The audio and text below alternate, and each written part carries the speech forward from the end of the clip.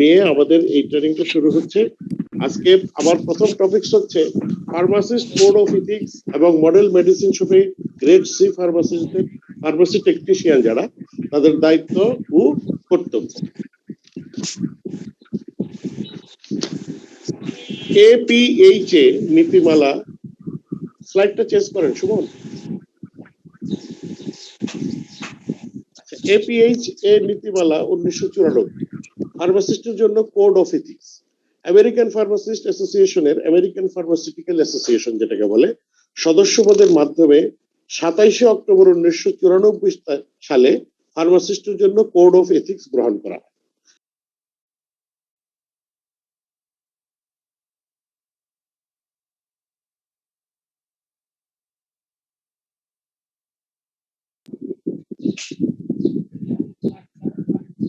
হচ্ছেন স্বাস্থ্য পেশাজীবী যারা ব্যক্তিকে ওষুধ প্রয়োগের ক্ষেত্রে সর্বোত্তম ব্যবহার করতে সাহায্য করে। 2 নম্বর হচ্ছে এই কোড ফার্মাসিস্টের দ্বারা তৈরি হয়েছে এবং তাদের সমর্থন করছে। অর্থাৎ আপনি প্রশ্ন করতে পারেন বলতে পারি না। হ্যালো, হ্যাঁ শুনতে পাচ্ছেন? আচ্ছা, এই কোড ফার্মাসিস্টদের দ্বারা তৈরি হয়েছে এবং তাদের সমর্থন করছে। অর্থাৎ এই যে একজন ফার্মাসিস্ট কি কাজ করবেন কি কাজ করবেন না এই বিষয়গুলো ফার্মাসিস্টরাই তৈরি করেছে। এই মূলনীতি সমূহ গঠিত হয়েছে নৈতিক বাধ্যবাধকতা ও গুণের উপর ভিত্তি করে। এই কোড অফ ইথিক্স ফার্মাসিস্টদের রোগী, স্বাস্থ্য পেশাজীবী ও সমাজের সাথে সম্পর্কের ক্ষেত্রে পথ দেখাবে। স্লাইডটা চেঞ্জ করেন।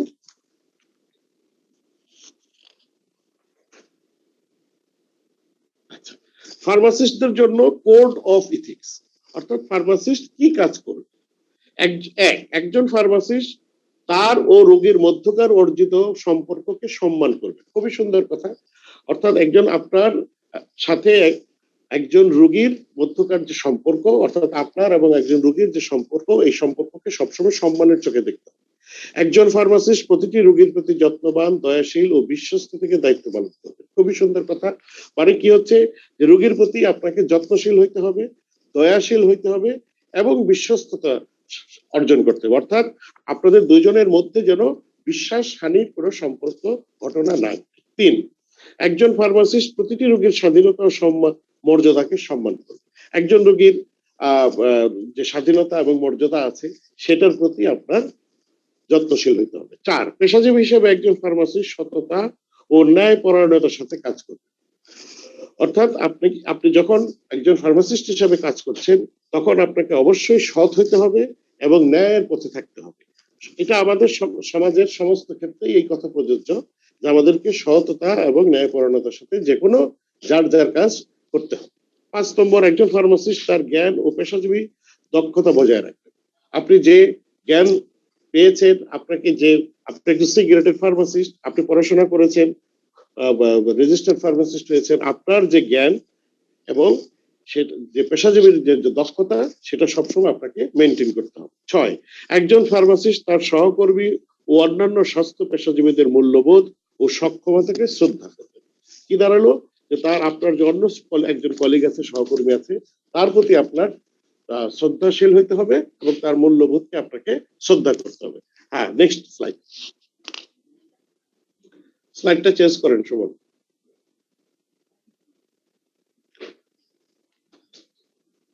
স্লাইডটা চেঞ্জ করেন সুমন। 7 নম্বর হচ্ছে একজন ফার্মাসিস্ট ব্যক্তি, গোষ্ঠী ও সামাজিক প্রয়োজনে সেবা প্রদান। কি দাঁড়ালো যে একজন ফার্মাসিস্ট আপনি ব্যক্তিকে যেমন সেবা দিবেন, গোষ্ঠীকে সেবা দিবেন এবং সামাজিক প্রয়োজনে আপনি সেবা করবেন। যখন কোনো ইমার্জেন্সি হবে, যখন আপনাদের এই পুরো গোষ্ঠীকে কাজের জন্য সরকার ডাকবে বা আপনাদের সাহায্যের দরকার হবে, তখনও আপনি ব্যক্তি গোষ্ঠীর পরেও সামাজিক ভাবেও আপনি সেবা দেবেন। 8 নম্বর, একজন ফার্মাসিস্ট স্বাস্থ্য সেবার সাথে সম্পর্কিত পণ্য, উপকরণ, সম্পদ বন্টনের ক্ষেত্রে ন্যায় বিচার করবেন। কি দাঁড়ালো যে একজন ফার্মাসিস্ট স্বাস্থ্য সেবার সাথে সম্পর্কিত পণ্য, উপকরণ, সম্পদ বন্টনের ক্ষেত্রে ন্যায় বিচার করবেন। অর্থাৎ এই ব্যাপারে আপনাকে ইথিক্যাল হইতে হবে, আপনাকে কোনো প্রকার অসামঞ্জস্যপূর্ণ ব্যবহার করলে চলবে না। এবার আসেন গ্রেড সি ফার্মাসিস্টদের ফার্মাসি টেকনিশিয়ান দায়িত্ব করতে। স্লাইডটা চেঞ্জ করেন শোন। গ্রেড সি ফার্মাসিস্টের আপনাদের যাদেরকে এখন আমরা বলতেছি ফার্মাসি টেকনিশিয়ান, তাদের কি দায়িত্ব কর্তব্য? তাদের দায়িত্ব কর্তব্য সম্পর্কে আপনারা অবশ্যই জানেন, আপনারা সবাই এই পেশার সাথে দীর্ঘদিন জড়িত আছেন। আপনাদের দায়িত্ব কর্তব্য সম্পর্কে আপনারা যথেষ্ট সজাগ আছেন আমরা জানি। এরপরও কিছু কিছু কথা আমাদের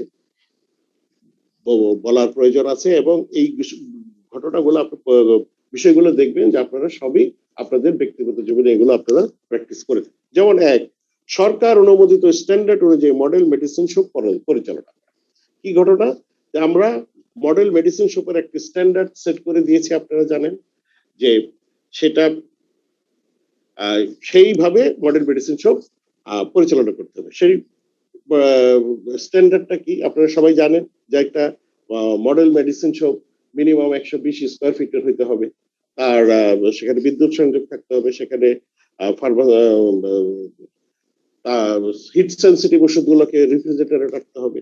এই যে ক্রাইটেরিয়া গুলো, এই ক্রাইটেরিয়া গুলো মেনটেন। দুই, গুড ডিসপেন্সিং প্র্যাকটিস অনুসরণ করে মডেল মেডিসিন শপে ওষুধ বিক্রি করতে হবে। এটা একটা বড় বিষয়, এটা আপনারা নিশ্চয়ই করে থাকেন, এবং এটা হচ্ছে গুড ডিসপেন্সিং প্র্যাকটিস।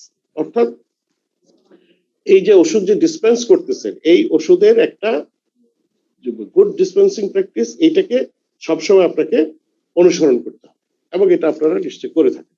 3 নম্বর হচ্ছে মডেল মেডিসিন শপে ওষুধ ডিসপেন্সিং এর সময় কাউন্সেলিং করা। এটা একটা বড় বিষয়।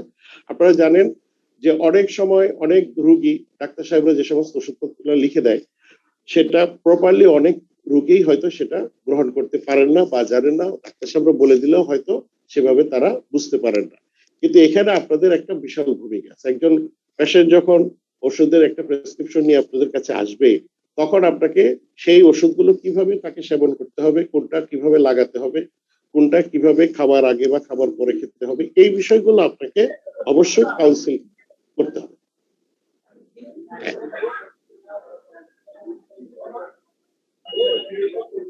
হ্যাঁ, করতে হবে। তারপর হচ্ছে 4 নম্বর মডেল মেডিসিন ওষুধের মজুদ ব্যবস্থাপনা।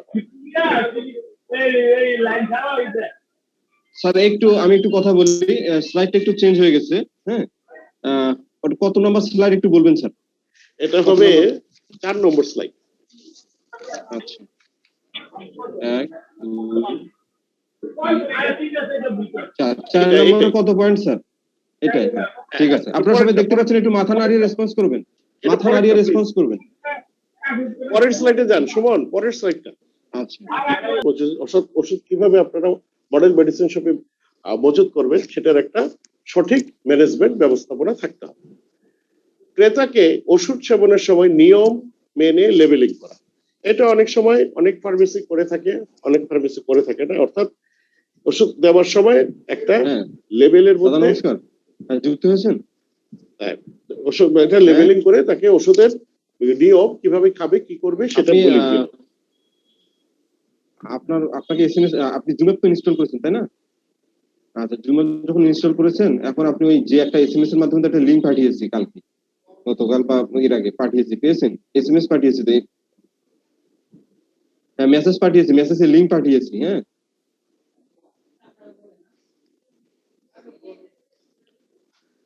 হ্যাঁ 6 নম্বর ওষুধ মেসেজ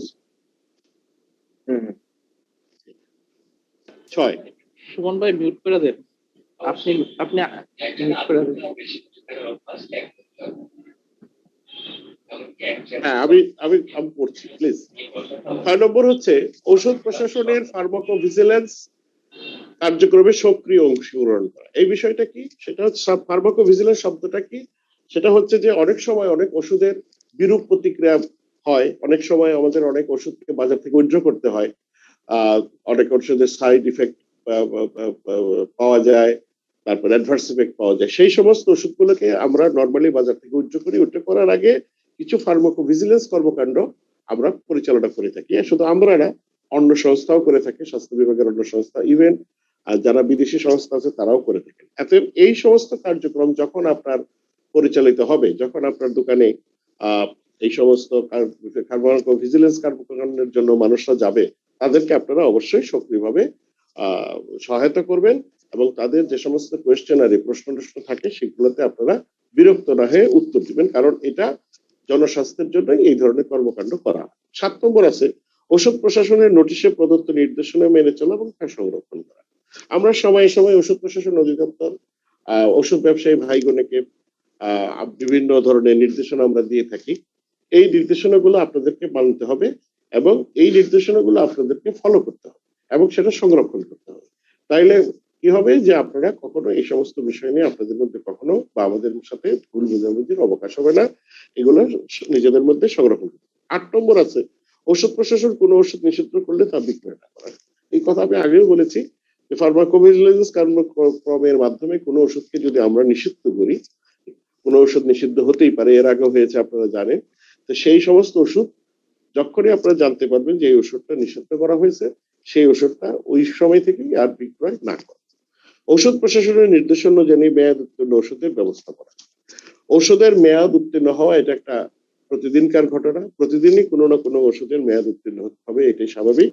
তবে সেই ওষুধের মেয়াদ উত্তীর্ণ হলে তার একটা ব্যবস্থাপনা আছে, সেই ব্যবস্থাপনাটাকে আপনারা অবশ্যই ফলো করবেন এবং মেয়াদ উত্তীর্ণ ওষুধ কখনোই বিক্রির ভুলে হোক বা যেভাবে হোক কখনোই আপনারা ওষুধের দোকানের সেলফে রাখবেন না। এটাকে নিয়মিত সার্ভিলেন্সের মাধ্যমে সেলফ থেকে এই ওষুধগুলোকে আপনাদের সরিয়ে দেবেন।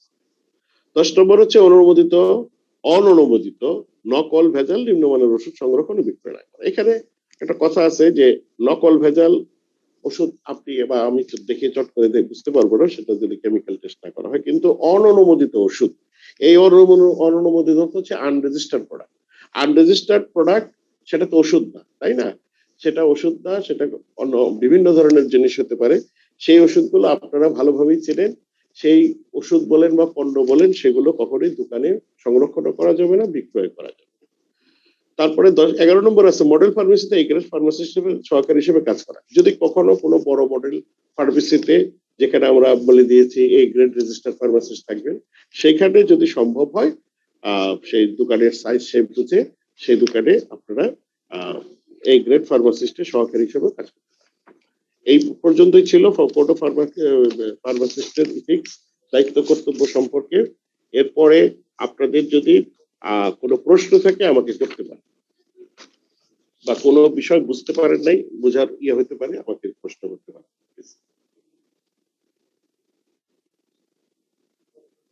স্যার এই স্লাইড কি চেঞ্জ করব? হ্যাঁ, এটা স্লাইড তো শেষ হয়ে গেছে, এটা শেষ হয়ে গেছে। হ্যাঁ, আচ্ছা। ওষুধের গায়েটাকে INN, এই অ্যাব্রিভিয়েশনটা কি স্যার, এবং এটা দিয়ে আমরা কি রেজিস্টার্ড ওষুধ বুঝবো না আনরেজিস্টার্ড ওষুধ বুঝবো?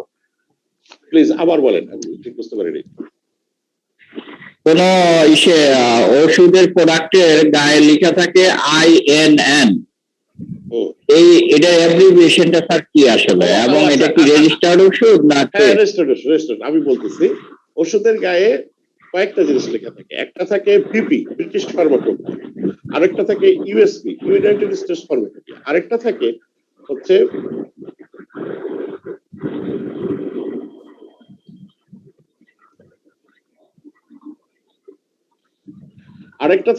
INN, ইন্টারন্যাশনাল নন প্রোপ্রাইটারি নেম। ইন্টারন্যাশনাল নন প্রোপ্রাইটারি ওষুধ নেমের ওষুধগুলো হচ্ছে যে এই ওষুধগুলা নতুন আসছে, সারা পৃথিবীতে রিসার্চ করে এই ওষুধগুলো নতুন আসছে, এগুলো এখনো বিপি বা ইউএসপি তে ইনক্লুড হয়, সেই ওষুধগুলোকেই INN প্রোডাক্ট বলে। INN প্রোডাক্ট লিগ্যাল প্রোডাক্ট, এগুলো সন্দেহের অবকাশ নেই। জি,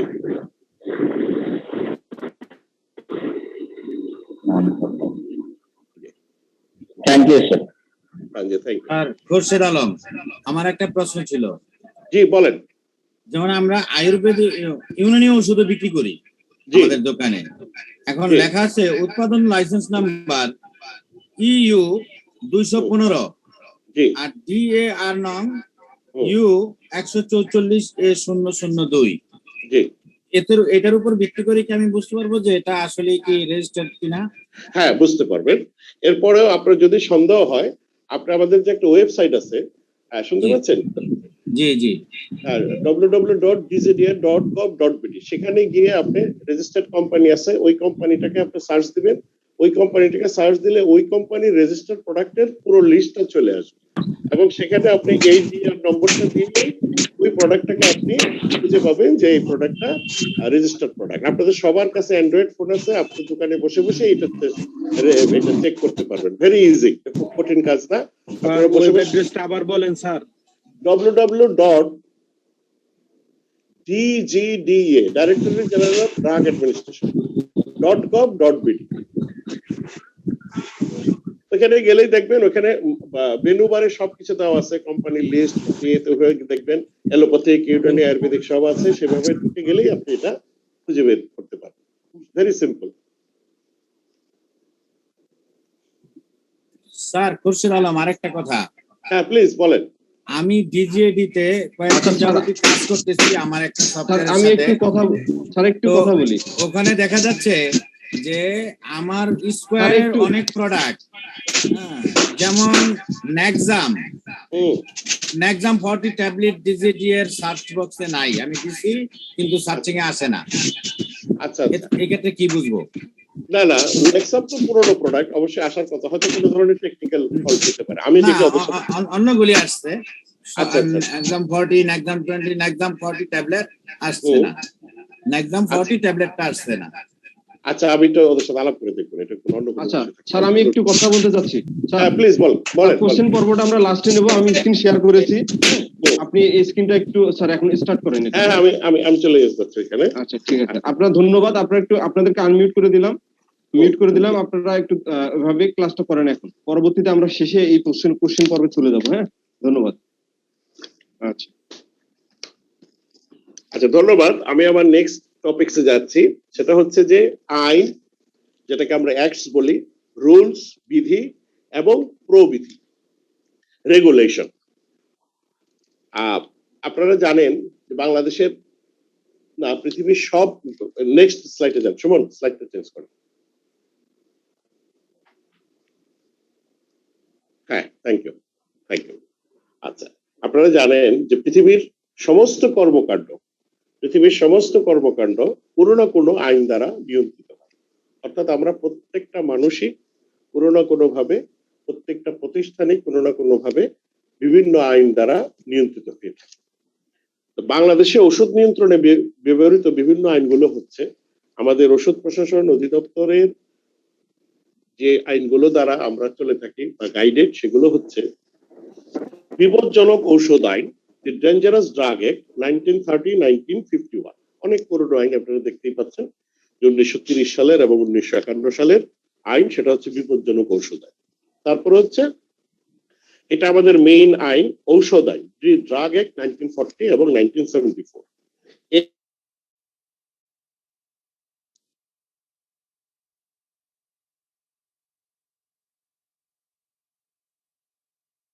স্যার আপনাকে শুনতে পাচ্ছি না। অধীনে আরেকটি হচ্ছে যে ঔষধের বিল।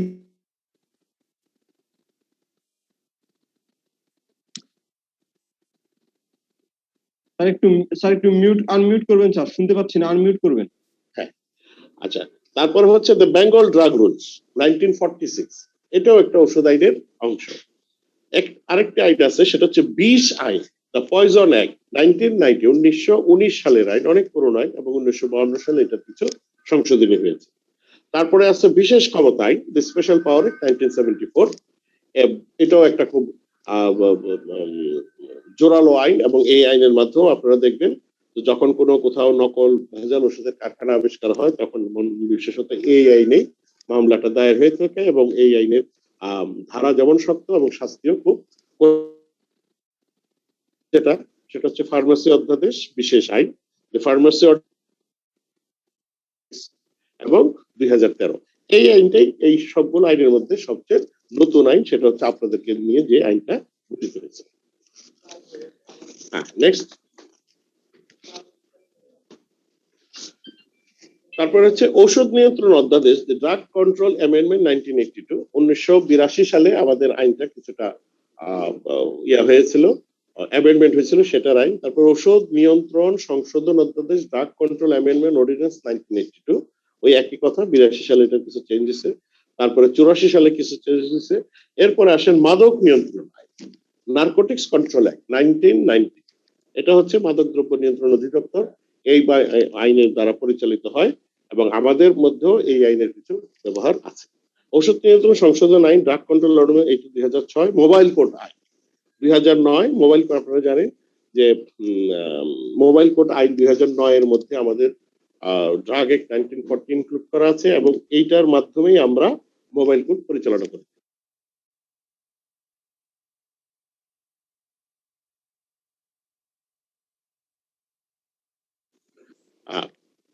ভোক্তার অধিকার সংরক্ষণ আইন, the consumers rights protection act 2009, এটার মাধ্যমে আপনারা জানেন যে অনেক সময় ভোক্তা অধিকার সংরক্ষণ অফিসের এডি মহোদয় আপনাদের দোকানে যান, ওনাদের আইনের মধ্যে ওষুধের দোকানে অভিযান করার কিছু বিষয় ইনক্লুড করা আছে। নেক্সট স্যার নেক্সট স্লাইডে যাব। স্যার শোনা যাচ্ছে? হ্যাঁ শোনা যাচ্ছে। Next slide. হ্যাঁ নেক্সট স্লাইড, ওষুধ আইন। হ্যাঁ এটা নেক্সট স্লাইডে চলে যাবে। হ্যাঁ, তারপর ওষুধ আইন 1940 দেশের ওষুধ আমদানি, রপ্তানি, উৎপাদন, বন্টন ও বিক্রয় নিয়ন্ত্রণ করে। এখানে পুরো কথাটাই বলে দেওয়া আছে যে এই আইনের অধীনে কি হয়, দেশে ওষুধ আমদানি হয়, রপ্তানি হয়, উৎপাদন, বন্টন, অর্থাৎ পুরো প্রক্রিয়াটাই 1940 সালের ওষুধ আইনের মাধ্যমে নিয়ন্ত্রণ করে। এটি 1974 সালে বাংলাদেশের ওষুধ আইন হিসেবে স্বীকৃত। আচ্ছা তারপরে স্যার একটু আমি কথা বলি প্লিজ। আপনারা সবাই ভিডিওটা একটু অন করবেন আর আপনাদের এখানে পার্সেন্টেজ নেওয়া হচ্ছে স্ক্রিনশট দিয়ে। হ্যাঁ, স্ক্রিনশট দিয়ে আপনাদের পার্সেন্টেজটা নেওয়া হচ্ছে। আশা করি আপনারা সবাই মনোযোগ সহকারে শুনবেন এবং আপনাদের পার্সেন্টেজ এখানে কাউন্ট হচ্ছে। ধন্যবাদ স্যার। হ্যাঁ স্যার স্টার্ট করেন। Next slide. হ্যাঁ, the Bengal Drug Rules 1946. Next slide. হ্যাঁ আচ্ছা, The Bengal Drug Rules 1946 ওষুধ বিক্রয় ও উৎপাদনের জন্য লাইসেন্সপ্রাপ্ত সরকারি অ্যানালিস্ট ও ইন্সপেক্টরের দায়িত্ব ও কর্তব্য বর্ণনা করে। অর্থাৎ ওষুধ বিক্রয় এবং উৎপাদনের জন্য সরকারি যে অ্যানালিস্ট আছেন তিনি এবং ইন্সপেক্টর কারা? আমরা। আমাদের দায়িত্ব কর্তব্য, আমরা কি কাজ করব কি কাজ করব না, সমস্ত কিছু 1946 সালের বেঙ্গল ড্রাগ রুলসে বর্ণনা করা আছে। এই আইনের পার্ট 3 এ ওষুধ বিক্রয় সম্পর্কে বর্ণনা করা আছে। এই 1946 সালের বেঙ্গল ড্রাগ রুলের পার্ট 3 এ ওষুধ বিক্রয় কিভাবে করবেন না করবেন সেভাবে ডিটেলস বলা আছে। বেঙ্গল ড্রাগ রুলসে লাইসেন্স করার প্রক্রিয়া, লাইসেন্স করার শর্ত, নবায়ন করার প্রক্রিয়া, বৈধ লাইসেন্সের সময়সীমা ইত্যাদি বলা হয়েছে।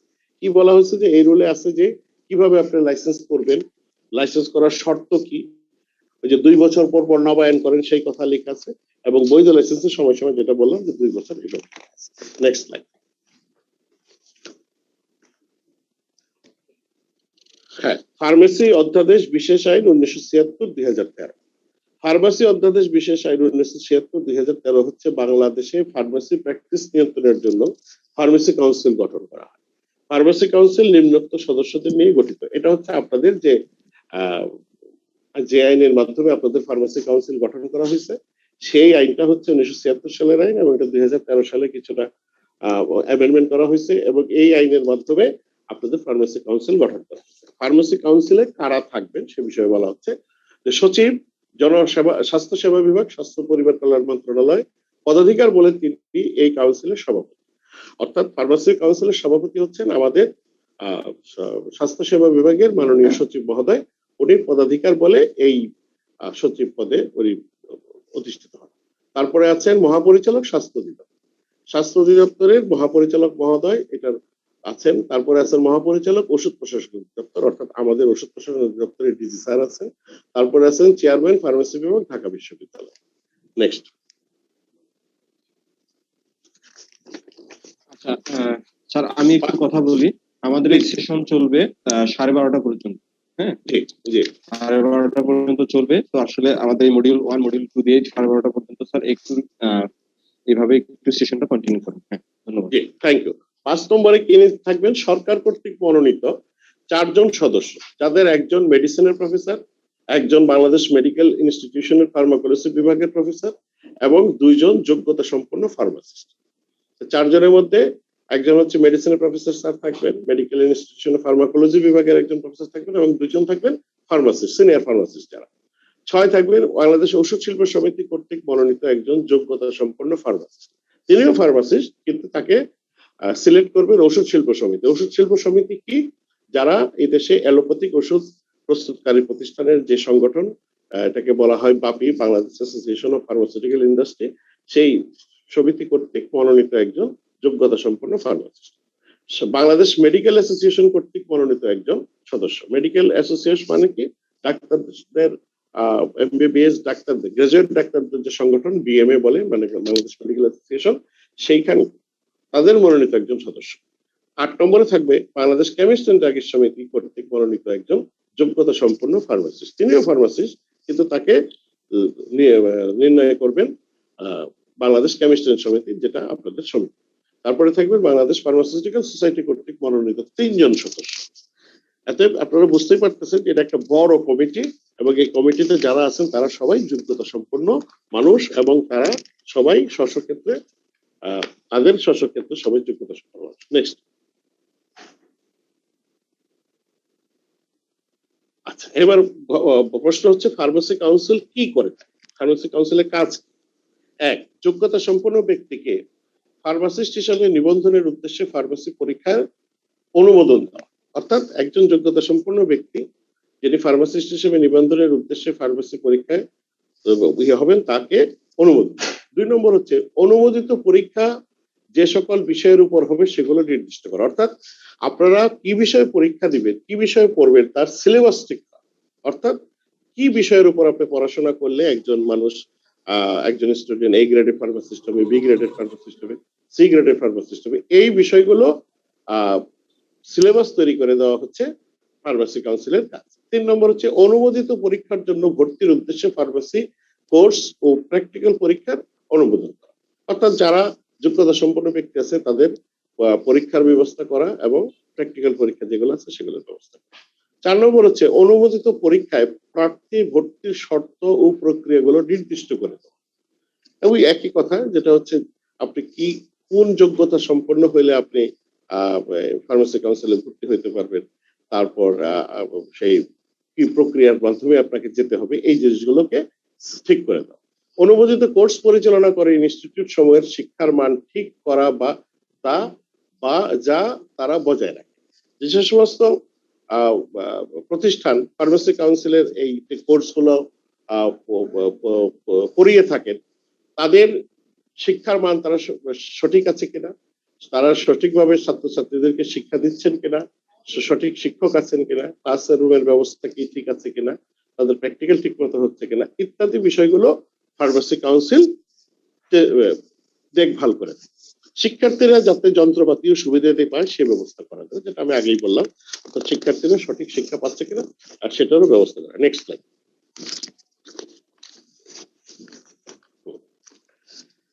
ফার্মাসিস্ট হিসাবে নিবন্ধনের উদ্দেশ্যে ফার্মেসি ডিগ্রি ও ডিপ্লোমাকে স্বীকৃতি দেওয়া। অর্থাৎ এখন আপনি তো শুধু পড়লেই হবে না, পাস করার পর আপনাকে নিবন্ধিত হইতে হবে, রেজিস্টার্ড হইতে হবে। কারণ আপনারা জানেন যে ফার্মাসিস্ট বলেন, ডক্টর বলেন, নার্স বলেন, এই প্রফেশনাল যারা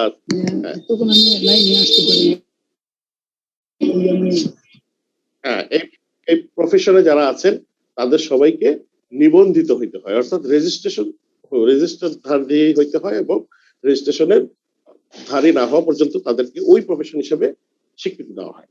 তারপরে আস্তে আস্তে যেসব ইনস্টিটিউট ফার্মেসির যে কোনো কোর্স পরিচালনা করবে, শিক্ষা দেবে এবং পরীক্ষা নেবে, তাদের পরিদর্শন করে। এটা আমি আগেই বলেছি যে সমস্ত ইনস্টিটিউশন এই সমস্ত কোর্স পরিচালনা করে সেগুলো নিয়মিত পরিদর্শন করা।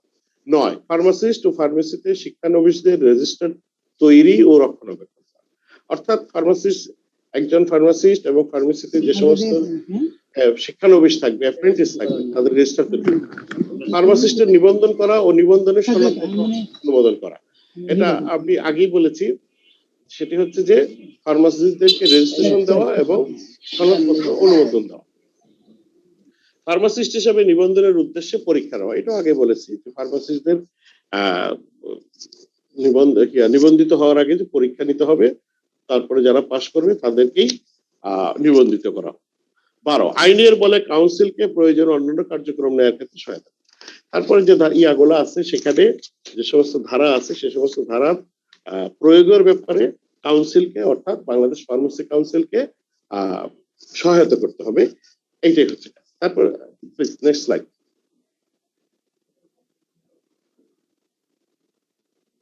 আচ্ছা, ঔষধ নিয়ন্ত্রণ অধ্যাদেশ, দ্য ড্রাগ কন্ট্রোল অর্ডিন্যান্স 1992 ঔষধ আমদানি, উৎপাদন, সরবরাহ, বন্টন, বিক্রয় নিয়ন্ত্রণ করার উদ্দেশ্যে এই অধ্যাদেশ বাংলাদেশে গ্রহণ করা হয়। এই অধ্যাদেশের আওতাধীন গুরুত্বপূর্ণ ধারা, এগুলো বিভিন্ন ধারা আছে, আপনারা যদি কখনো ইন্টারেস্টেড হন আমাদের ইয়েতে ড্রাগ অ্যাক্টের বই যদি আপনাদের কাছে থাকে, না থাকলে করেন তাহলে আপনারা পড়তে পারেন। 8ম ধারা, 13, 14, 16, 17, তারপর 18, 19, 20 এরকম 24তম ধারা আছে। এই ধারাগুলো আসলে আমাদের ওষুধ প্রশাসন অধিদপ্তর এবং ওষুধ উৎপাদন এবং বিক্রির সাথে জড়িত যে সমস্ত আইন কানুন আছে এই ধারাগুলো বেসিক্যালি ওগুলা কভার করে। হ্যাঁ, থ্যাংক ইউ। আপনারা সবাই মনোযোগ দিয়ে শুনছেন। এবার যদি কোনো প্রশ্ন থাকে আইন কানুনের ব্যাপারে তাহলে আমাকে বলতে পারেন। আচ্ছা স্যার, এর আগে আমি একটু কথা বলে নিই। আমি প্লিজ। স্যার আমরা এই প্রশ্নোত্তর সেশনটা স্যার 10 থেকে 15 মিনিট কন্টিনিউ করতে চাচ্ছি। হ্যাঁ, তো এর মধ্যে আমি এই স্লাইডটা একটু স্যার যদি রিভিউ করেন তাহলে বেটার হয়। নেক্সট স্লাইডটা একটু রিভিউ করব। এর মধ্যে যদি গুরুত্বপূর্ণ কোনো কিছু হ্যাঁ প্লিজ করেন। একটু স্যার আপনি একটু এটা রিভিউ করেন স্লাইডটা। হ্যাঁ, গুরুত্বপূর্ণ তথ্যগুলো একটু ডিটেইলস বলে দিবেন। হ্যাঁ, আপনারা কি সবাই মাথা নাড়িয়ে রেসপন্স করবেন? মাথা নাড়িয়ে রেসপন্স করবেন, মিউট করার দরকার নেই। আপনারা কি এই তথ্যগুলো সবাই বুঝতে পারছেন? যেটা বুঝতে পারতেছেন না এটা একটু হ্যান্ড নোট করে রাখবেন, পরবর্তীতে আমরা জেনে নেব। আর দ্বিতীয় কথা হচ্ছে যে আবার এই স্লাইড রিভিউ করব, গুরুত্বপূর্ণ তথ্যগুলো আপনাদের সামনে আবার উপস্থাপন করব। ধন্যবাদ। হ্যাঁ স্যার। হ্যাঁ প্লিজ। হ্যাঁ হ্যাঁ, অ্যাক্টস, রুলস এবং রেগুলেশনস।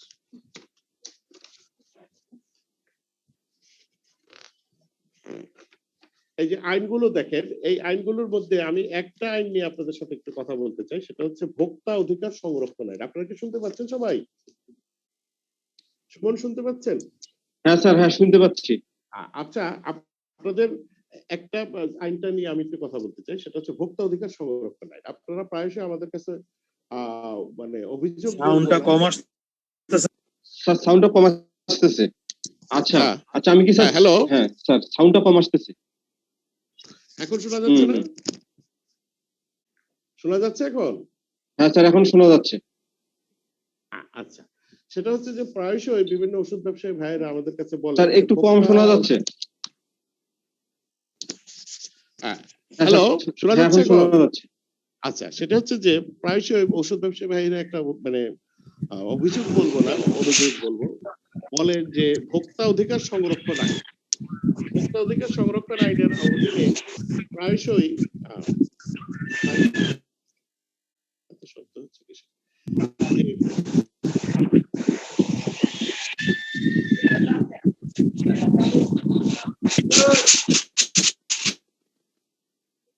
এত শব্দ হচ্ছে কেন সাইড থেকে? হ্যালো, সবাই শুনতে পাচ্ছেন? আচ্ছা, শোনা যাচ্ছে। আচ্ছা, আরে আওয়াজটা সুন্দর ক্লিয়ার আসছে না স্যার। হ্যাঁ হ্যাঁ, আচ্ছা একটু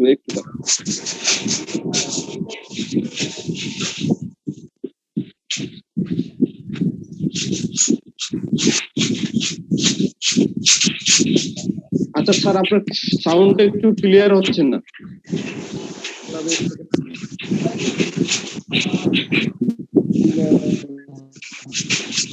স্যার আপনার সাউন্ডটা একটু ক্লিয়ার হচ্ছে না। এখন শোনা যায়? গতকাল তো ভালো ছিল। এখন কি শোনা যাচ্ছে? আচ্ছা শোনা যাচ্ছে, এখন শোনা যাচ্ছে। আচ্ছা, যেটা বলতে চাচ্ছিলাম সেটি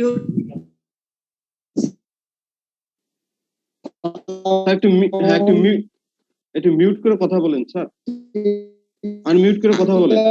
হ্যাঁ বলছি আমি। হ্যাঁ ঠিক আছে, ধন্যবাদ স্যার। এখন শোনা যায় না? হ্যাঁ শোনা যায় স্যার, শোনা যায়, এখন শোনা যাচ্ছে, বলেন। ভোক্তা অধিকার সংরক্ষণ আইন নিয়ে প্রায়শই কেমিস্ট ভাইয়েরা একটা অভিযোগ করেন, সেটি হচ্ছে যে ভোক্তা অধিকারের লোকজন বা ভোক্তা অধিকার সংরক্ষণের সহকারী পরিচালক বা অন্যান্য কর্মকর্তারা ওষুধের দোকানে যান এবং এটা তাদের কোন আইনে যান। এটা ঠিক আছে।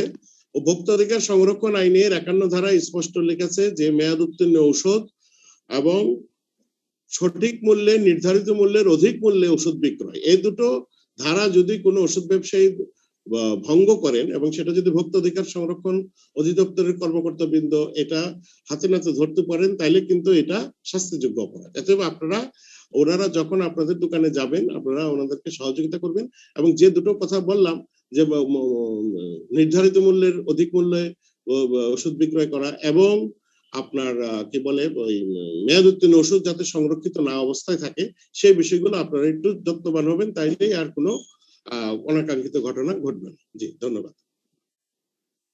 স্যার এখন কি স্লাইড চেঞ্জ করব? হ্যাঁ, এখন ঠিক আছে। তারপর আর এমনিতে এই রিলেটেড অন্য কোনো ইয়া আমার তো মনে হয় আর নাই, এটা তো আমরা পুরোটাই বলে ফেলছি। জি আচ্ছা স্যার। জি আচ্ছা, এই স্লাইড আমি বলছি যে স্যার 12:30 পর্যন্ত আমাদের সেশন কন্টিনিউ হবে। হ্যাঁ, তো স্যার এই স্লাইডে যদি গুরুত্বপূর্ণ টপিকস গুলো একটু রিভিউ করেন, এটা বেটার হবে স্যার আমাদের জন্য।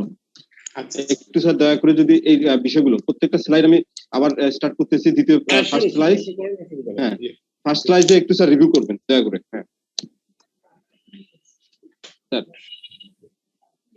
হ্যাঁ জি, এটা হচ্ছে যে আমি আবার যদি বলি যে বাংলাদেশে ওষুধ নিয়ন্ত্রণে ব্যবহৃত বিভিন্ন আইনগুলো কি, সেটা হচ্ছে যে বিপজ্জনক ওষুধ আইন, ডেঞ্জারাস ড্রাগ অ্যাক্ট 1930-1951।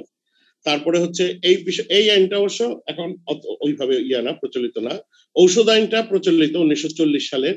তারপরে ড্রাগ রুলস 1940, এটা আমাদের কর্মকাণ্ডের বিষয়ে। তারপরে হচ্ছে তারপরে পয়জন আইনও সেইভাবে এখন আর ইফেক্টিভ না। বিশেষ ক্ষমতা আইনটা খুব ইফেক্টিভ, এটা মনে রাখতে হবে যে বিশেষ ক্ষমতা আইনে যে মামলাগুলো হয়ে থাকে সেই মামলাগুলো খুব শক্ত মামলা এবং সেই মামলাগুলো খুব বড় ধরনের অপরাধে যারা জড়িত থাকে তাদের ব্যাপারে এটা বিশেষ ক্ষমতা আইনে মামলা হয়ে থাকে এবং বিশেষ ক্ষমতা আইনে মামলা নরমালি পুলিশ বাদী হয়ে করে থাকে। তারপর হচ্ছে ফার্মেসি অধ্যাদেশ, যে আইন দ্বারা আপনারা পরিচালিত হন, সেটা একটা বড় ইয়া। তারপরে নেক্সট স্লাইডে যদি যান, ঔষধ নিয়ন্ত্রণ অধ্যাদেশ, দ্য ড্রাগস কন্ট্রোল অর্ডিন্যান্স 1982। এটা আমি আগেও বলেছি যে এগুলো আমাদের ইন্টারনাল কিছু বিষয় থাকে। তারপরে আসেন আপনি মাদক নিয়ন্ত্রণ আইন, এটা একটা শক্ত আইন। আপনারাও কিন্তু মাদক নিয়ন্ত্রণ আইনের আপনাদের বিরুদ্ধেও অ্যাকশন হইতে পারে যদি আপনারা যে মাদকের তফসিলভুক্ত যে প্রোডাক্ট গুলো আছে, আপনারা জানেন যে সাইকোটিক ড্রাগ, সোজা বাংলায় বলতে গেলে ঘুমের ওষুধ যেগুলো আছে, নার্কোটিক্স ড্রাগ, সাইকোটিক ড্রাগস, যেগুলো প্রেসক্রিপশন ছাড়া বিক্রয় করার কোনো বিধান নাই, সেই ওষুধগুলো যদি প্রেসক্রিপশন ছাড়া আপনারা অবাধে বিক্রি করেন এবং যেগুলো মাদকের তফসিলভুক্ত ওষুধ, সেক্ষেত্রে কিন্তু মাদক দ্রব্য নিয়ন্ত্রণ অধিদপ্তরও আপনাদের বিরুদ্ধে তাদের ওই আইনে ব্যবস্থা নিতে পারে। অতএব আপনারা এই আইনটা সম্পর্কেও আপনাদের ওয়াকিবহাল হতে হবে। অর্থাৎ আপনারা বিভিন্ন ধরনের আইন কানুন দ্বারা আপনারা পরিবেষ্টিত অবস্থায় আছেন, কারণ ওষুধ ব্যবসা আপনারা সবাই জানেন যে এটা একটা খুব ক্রিটিক্যাল ব্যবসা এবং এটা ভদ্র ব্যবসা এবং এর সাথে আইন কানুনের সম্পর্ক অত্যন্ত নিবিড়। তারপরে আছে মোবাইল কোর্ট আইন। মোবাইল কোর্ট আইন হচ্ছে যে আপনার 2009 সালে এই আইন হয়েছে এবং মোবাইল কোর্ট আইনের মাধ্যমেই আমরা আপনার কি বলে এই মোবাইল কোর্ট পরিচালনা করে থাকি। একজন বিজ্ঞ নির্বাহী ম্যাজিস্ট্রেট এই আইনের মাধ্যমে আপনাদের যে কোনো প্রতিষ্ঠানে বা যদি আপনাদের কথাই বলি সেখানে আমরা অভিযান পরিচালনা করে থাকি এই মোবাইল কোর্টের আইনে। তারপরে ভোক্তার আইনটা নিয়ে আমি আগেই বলেছি, ভোক্তার আইনের ব্যাপারে। আর এমনিতে কি 1940 সালের নেক্সট স্লাইড, 1940 সালের ঔষধ আইন দ্বারাই দেশের ওষুধ আমদানি, রপ্তানি, উৎপাদন, বন্টন ও বিক্রয় নিয়ন্ত্রণ হয়ে থাকে। এটি 1974 সালে বাংলাদেশের ওষুধ আইন হিসেবে স্বীকৃত হয়েছে। তারপরে আসেন 1946 সালের দি বেঙ্গল ড্রাগ রুলস। নেক্সট স্লাইডে যান সুমন।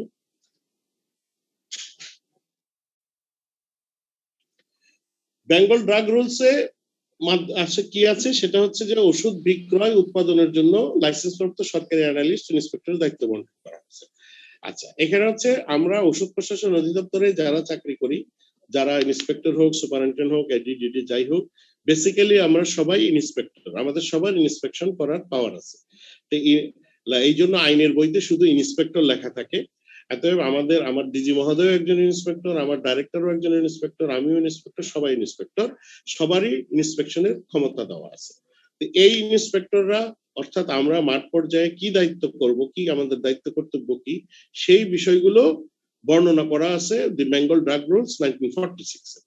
এই আইনের পার্ট 3 এ ওষুধ বিক্রয় সম্পর্কে বর্ণনা করা আছে। এই একই আইনে ওষুধ কিভাবে বিক্রয় করবেন, কিভাবে সংরক্ষণ করবেন সে ব্যাপারে বলা আছে। বেঙ্গল ড্রাগ রুলসে লাইসেন্স করার প্রক্রিয়া, লাইসেন্স করার শর্ত, নবায়ন করার প্রক্রিয়া, বৈধ লাইসেন্সের সময়সীমা ইত্যাদি। আমি আগে বলেছি যে আপনি লাইসেন্স কিভাবে করবেন, লাইসেন্স করার কি কি শর্ত আপনাকে মানতে হবে, নবায়ন করবেন কিভাবে, কতদিন পরে করবেন, সেই বিষয়গুলো বেঙ্গল ড্রাগ রুলস 1946 এ বর্ণিত আছে। নেক্সট। আচ্ছা, এবার আসেন আপনাদের ফার্মেসি অধ্যাদেশ। ফার্মেসি আপনারা সবাই রেজিস্টার্ড ফার্মাসিস্ট, সি গ্রেডের রেজিস্টার্ড ফার্মাসিস্ট। তা আপনারাও নানান নিয়ম কানুনের মধ্যে আপনাদেরও থাকতে হবে, এবং আপনাদের সেটা হচ্ছে ফার্মাসি অধ্যাদেশ বিশেষ আইন 1976, এবং যেটা 2013 সালে কিছুটা সংশোধিত হয়েছে। এই আইনে এইখানে যে সমস্ত আইন কানুন উল্লেখ আছে সেই আইন দ্বারা আপনারা পরিচালিত। ফার্মেসি অধ্যাদেশ বিশেষ আইন 1976-2013 হচ্ছে বাংলাদেশ ফার্মেসি প্র্যাকটিস নিয়ন্ত্রণের জন্য ফার্মেসি কাউন্সিল গঠন করা। ফার্মেসি কাউন্সিল নিম্নোক্ত সদস্যদের নিয়ে গঠিত। আপনাদের একটা যে কাউন্সিল আছে, সেই কাউন্সিলের এই যে মেম্বার আছেন, সম্মানিত মেম্বার স্যাররা, তাদের দ্বারা জড়িত তারা কারা? তিনি 1 নম্বরই থাকবেন স্বাস্থ্য সেবা বিভাগের সচিব মহোদয়। সচিব স্যার হচ্ছেন অধিকার বলে এই কাউন্সিল কি? Bangladesh pharmacy council. ফার্মেসি কাউন্সিলের সভাপতি হচ্ছেন সচিব মহোদয়। দ্বিতীয় হচ্ছেন মহাপরিচালক স্বাস্থ্য অধিদপ্তর। তারপরে তৃতীয় হচ্ছেন মহাপরিচালক ওষুধ প্রশাসন অধিদপ্তর। চতুর্থ হচ্ছেন চেয়ারম্যান ফার্মেসি বিভাগ, ঢাকা বিশ্ববিদ্যালয়। ঢাকা বিশ্ববিদ্যালয়ের ফার্মেসি বিভাগের যিনি চেয়ারম্যান স্যার আছেন তিনি থাকবেন। Next slide. 5 নম্বরে থাকবেন সরকার কর্তৃক মনোনীত 4 জন সদস্য, যাদের একজন হচ্ছেন মেডিসিনের প্রফেসর, আর একজন হচ্ছেন ফার্মাকোলজির প্রফেসর, এবং 2 জন যোগ্যতা সম্পন্ন ফার্মাসিস্ট। 6 নম্বরে আছেন বাংলাদেশ ঔষধ শিল্প সমিতি কর্তৃক মনোনীত একজন যোগ্যতা সম্পন্ন ফার্মাসিস্ট।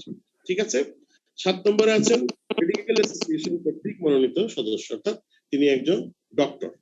বাংলাদেশ মেডিকেল অ্যাসোসিয়েশন হচ্ছে ডাক্তারদের সংগঠন। 8 নম্বর হচ্ছে কেমিস্ট এন্ড ড্রাগিস্ট সমিতি, অর্থাৎ বিসিডিএস, যেটা আপনাদের সমিতি। বিসিডিএস কর্তৃক মনোনীত একজন যোগ্যতা সম্পন্ন ফার্মাসিস্ট।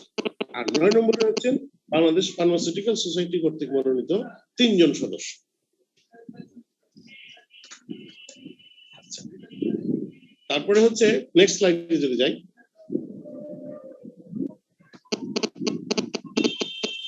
আচ্ছা, ফার্মেসি কাউন্সিলের কাজগুলো। ফার্মেসি কাউন্সিল কি করে থাকে, ফার্মেসি কাউন্সিলের কাজগুলো কি, অর্থাৎ আপনাদের এই কাউন্সিলের কি কাজ সেটা আপনারা জানেন, এরপরও আমি বলছি ডিটেলসে। সেটি হচ্ছে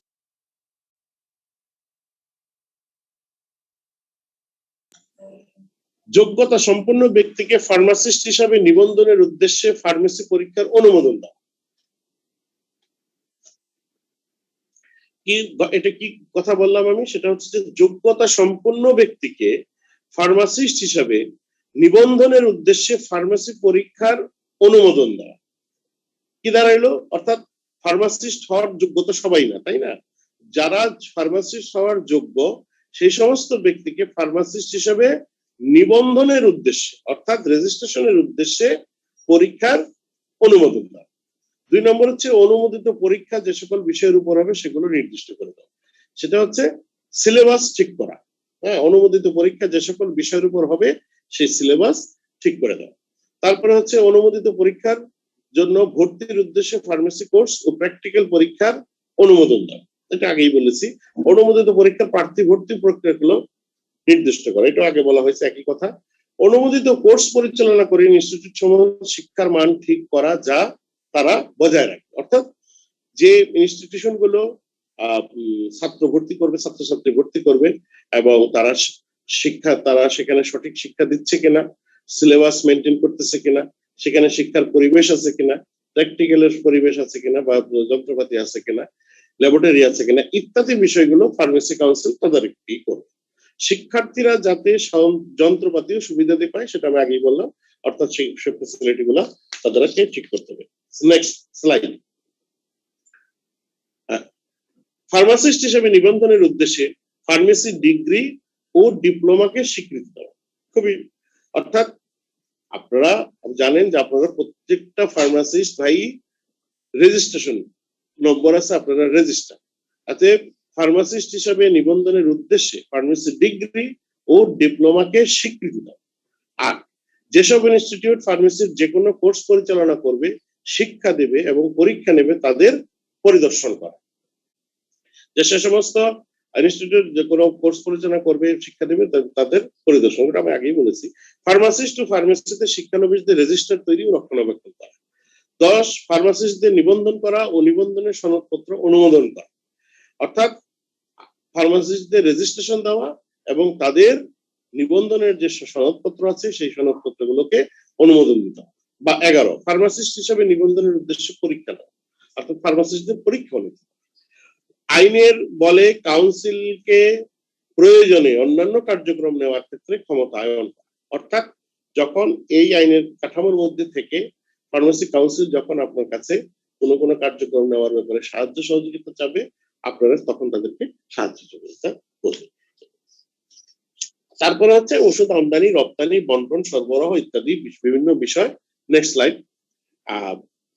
বিভিন্ন আইন দ্বারা পরিচালিত হয়ে থাকে, সেই আইনগুলোর একটা বিবরণ দেওয়া আছে। আপনাদের কখনো যদি ড্রাগ কন্ট্রোল অর্ডিন্যান্স বা ড্রাগ অ্যাক্ট 1940 কোন এই ধারাগুলো যদি কখনো আপনাদের ইন্টারেস্ট হয়, যদি মনে হয় যে একটু পড়াশোনা করি, তাহলে সেক্ষেত্রে আমাদের কাছে বললে আমরা আপনাদেরকে আইনের বই ফটোকপি করে দিতে পারবো, সেক্ষেত্রে আপনারা দেখতে পাবেন। ধন্যবাদ।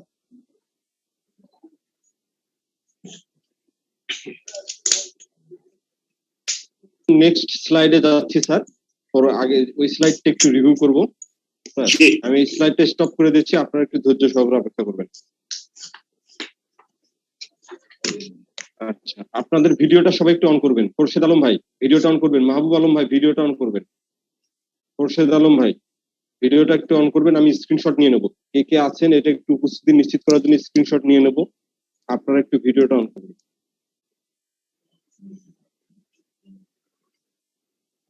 আপনারা একটু ভিডিওটা অন করবেন, একটু ভিডিওটা অন করবেন। 35 জন ট্রেনি আছে, আমি একটু স্ক্রিনশটটা নিয়ে নিচ্ছি। আপনারা সবাই একটু ভিডিওটা অন করবেন। আজিজুল্লাহ ভাই ভিডিওটা অন করবেন, রহিবুর রহমান ভাই ভিডিওটা অন করবেন।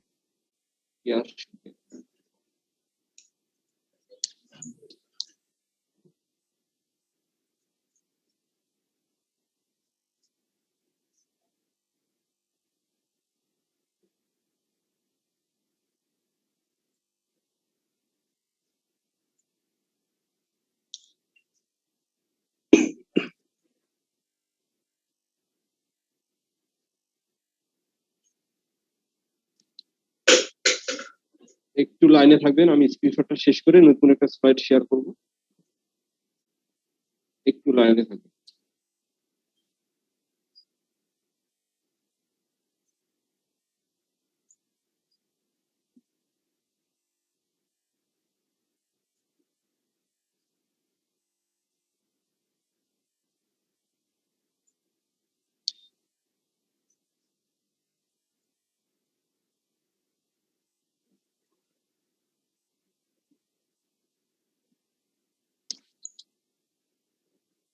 ঠিক আছে, এরপর আমি নেক্সট স্লাইডে যাচ্ছি, একটু ধৈর্য সহকারে অপেক্ষা করবেন। এটা কেটে দিয়ে নেক্সট স্লাইড।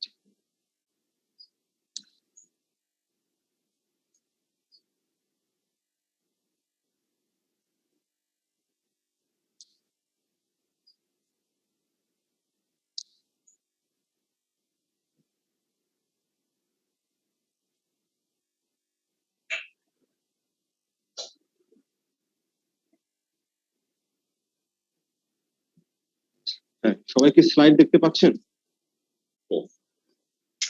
সবাই কি স্লাইড দেখতে মাথা নাড়িয়ে রেসপন্স করে, মাথা নাড়িয়ে? জি দেখতে পাচ্ছি স্যার। আচ্ছা, ধন্যবাদ। আচ্ছা আচ্ছা। সুমন ভাই, আচ্ছা, ভাই এখানে সুমন ভাই, response কর- আশরাফুল করিম। হ্যাঁ ভাই বলেন। আমি স্যারকে কি একটা প্রশ্ন করতে পারি? ভাই প্রশ্নটা আমরা শেষে নেব, প্রশ্নটা আমরা শেষে নেব। হ্যাঁ আচ্ছা আচ্ছা।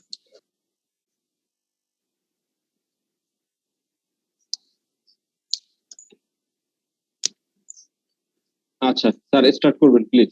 হ্যাঁ হ্যাঁ, এটা তো হয়ে গেছে, আপনি তো জান এইটাই তো নেক্সট স্লাইডে এটা এতক্ষণ হয়ে গেল না? আচ্ছা ঠিক আছে। জি, জি, জি। এখন আমরা যাবো pharmacist code of ethics. Pharmacist code of ethics, আচ্ছা ঠিক আছে।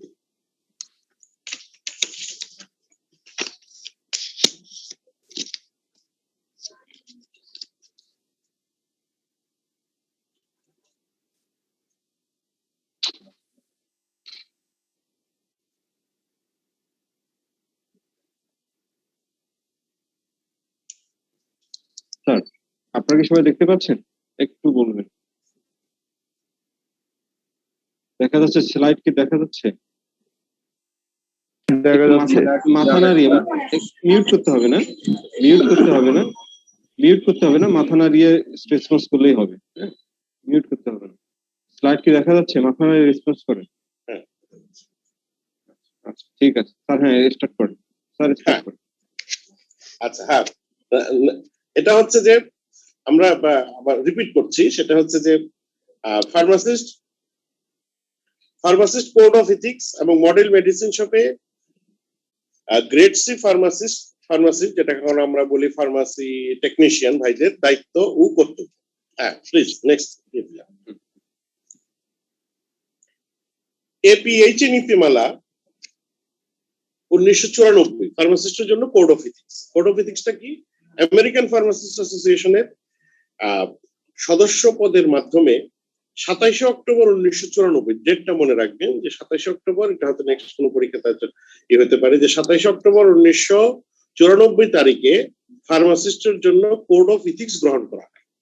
খুব বেশি পুরনো ঘটনা না, 1994 সালে যে ফার্মাসিস্টরা কি কাজ করবে, তাদের কি ইথিক্স, কোনটার তাদের নীতিগতভাবে কি কি কাজ করতে তারা বাধ্য, এই ধরনের একটা আমেরিকান ফার্মাসিস্ট অ্যাসোসিয়েশন 27 অক্টোবর 1994 সালে এই কোড অফ ইথিক্সটা প্রণয়ন করে। সেখানে কি কি ছিল? যে ফার্মাসিস্টগণ হচ্ছেন স্বাস্থ্য পেশাজীবী যারা ব্যক্তিকে ওষুধ প্রয়োগের ক্ষেত্রে সর্বোত্তম ব্যবহার করতে সাহায্য করে। অর্থাৎ একজন মানুষ কিভাবে ওষুধ ব্যবহার করবে, কিভাবে খাবে, কিভাবে লাগাবে, কিভাবে কি করবে, সেই পুরো বিষয়টা কে প্রয়োগের ক্ষেত্রে সর্বোত্তম ব্যবহার, অর্থাৎ একটা ওষুধ তো শুধু ডাক্তার সাহেব লিখে দিলেই তো হয়ে গেল না, সেই ওষুধটা ঠিক মতো গ্রহণ করতে হবে, এই ব্যাপারে সর্বোত্তম সাহায্য করবে। এই কোড ফার্মাসিস্টের দ্বারা তৈরি এবং তাদের সমর্থন করছে। অর্থাৎ আপনারা প্রশ্ন করতে পারেন যে এই নিয়ম কানুন, এই ইথিক্স কে বানাইছে? এটা ফার্মাসিস্টরাই বানাইছে। এই এখানে যত কথাবার্তা আছে সেটা অন্য কেউ তাদের উপর চাপিয়ে দেয় নাই বা তাদেরকে করতে বাধ্য করে নাই, এখানে সমস্ত কথাবার্তাই ফার্মাসিস্টরাই তৈরি করেছে। এই মূলনীতি সমূহ গঠিত হয়েছে দৈনিক নৈতিক বাধ্যবাধকতা ও গুণের উপর ভিত্তি করে। অর্থাৎ এই যে মূলনীতিগুলো গঠন করা হয়েছে সেগুলো একটা নৈতিক বাধ্যবাধকতা ও গুণের উপর ভিত্তি করে। অর্থাৎ আপনার কি কি গুণ আছে সেই গুণের উপর ভিত্তি করে এবং আপনি কি কি নৈতিক কাজ করতে বাধ্য সেই পয়েন্টগুলোর উপর ভিত্তি করেই এই মূলনীতি বা এই কোড অফ ইথিক্স গঠিত হয়েছে। এই কোড অফ ইথিক্স ফার্মাসিস্টদের রোগী, স্বাস্থ্য পেশাজীবী ও সমাজের সাথে সম্পর্কের ক্ষেত্রে পথ দেখাবে। অর্থাৎ এই কোড অফ ইথিক্স যদি আপনি মানেন তাহলে আপনাদের সাথে ফার্মাসিস্টদের সাথে রোগীর, স্বাস্থ্য পেশাজীবী কারা, ডাক্তার আছে, নার্স আছে বা আদার টেকনিশিয়ান আছে, হেলথ টেকনিশিয়ান আছে, তারা এবং সমাজের সাথে অর্থাৎ সমাজের অন্যান্য মানুষের সাথে একটা সম্পর্কের ক্ষেত্রে একটা নতুন অধ্যায়ের সৃষ্টি করবে। অর্থাৎ এই নীতি যদি আপনি মানেন তাহলে আপনার এই লোকদের সাথে আপনার সম্পর্কটা সুন্দর হবে। তারপরে হচ্ছে নেক্সট,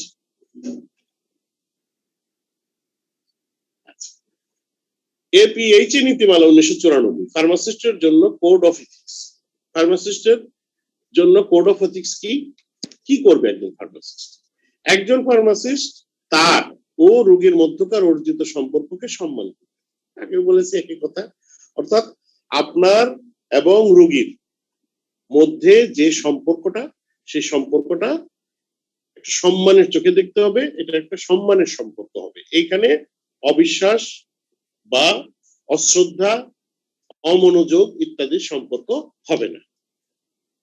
2, একজন ফার্মাসিস্ট প্রতিটি রোগীর প্রতি যত্নবান, দয়াশীল ও বিশ্বস্ত থেকে দায়িত্ব পালন করবে। খুবই সুন্দর কথা, এটা আপনারা করেও থাকেন, কিন্তু আরো করতে হবে। সেটা কি? যে একজন ফার্মাসিস্ট রোগীর প্রতি যত্নবান হবে। অবশ্যই আপনাকে যত্ন দিয়ে তার কথা শুনতে হবে, তার প্রতি দয়াশীল হতে হবে, এবং বিশ্বস্ত থাকতে হবে, অর্থাৎ বিশ্বাস ভঙ্গের কোনো কারণ যাতে না ঘটে সে বিষয়েও আপনাকে সচেতন হতে হবে। 3, একজন ফার্মাসিস্ট প্রতিটি রোগীর স্বাধীনতা ও মর্যাদাকে সম্মান করবে। অর্থাৎ একজন মানুষের স্বাধীনতা আছে, তার মর্যাদা আছে, এই বইটাকে আপনাকে সম্মানের চোখে দেখতে হবে। অর্থাৎ তার প্রতিটা বিষয়কে আপনি যত্নবান, দয়াশীল ও বিশ্বস্ত থেকে তার স্বাধীনতাকে মর্যাদার চোখে দেখতে হবে। 4 নম্বর, পেশাজীবী হিসাবে একজন ফার্মাসিস্ট সততা ও ন্যায়পরায়ণতার সাথে কাজ করবে। এই কথা তো সবার জন্য প্রযোজ্য, শুধু ফার্মাসিস্টদের জন্য যে প্রযোজ্য তা না, এটা আপনার, আমাদের সমাজের প্রত্যেকটা মানুষের বেলায় প্রযোজ্য। বিশেষ করে আমরা যারা পেশাজীবী হিসেবে একজন ফার্মাসিস্ট সততা ও ন্যায়পরায়ণতা, অর্থাৎ আপনাকে অনেস্ট থাকতে হবে এবং লয়াল থাকতে হবে, নিয়ম নীতির সাথে আপনাকে কোনো কম্প্রোমাইজ করা চলবে। 5, একজন ফার্মাসিস্ট তার জ্ঞান ও পেশাজীবী দক্ষতা বজায় রাখবে। অর্থাৎ আপনি যে জ্ঞান অর্জন করেছেন ও পেশাজীবী হিসেবে যে আপনার যে জ্ঞান, আপনার যে পড়াশোনা, সেই বিষয়টাকে আপনি সবসময় মনে রাখবেন এবং সেই হিসেবে আপনি কাজ করবেন। একজন ফার্মাসিস্ট তার সহকর্মী ও অন্যান্য স্বাস্থ্য পেশাজীবীদের মূল্যবোধ ও সক্ষমতাকে শ্রদ্ধা করবে। অর্থাৎ আপনার যে সহকর্মী আছেন এবং অন্যান্য পেশাজীবীদের যে মূল্যবোধ আছে, তার সক্ষমতা আছে, সেটাকে আপনি শ্রদ্ধার চোখে দেখবেন। নেক্সট,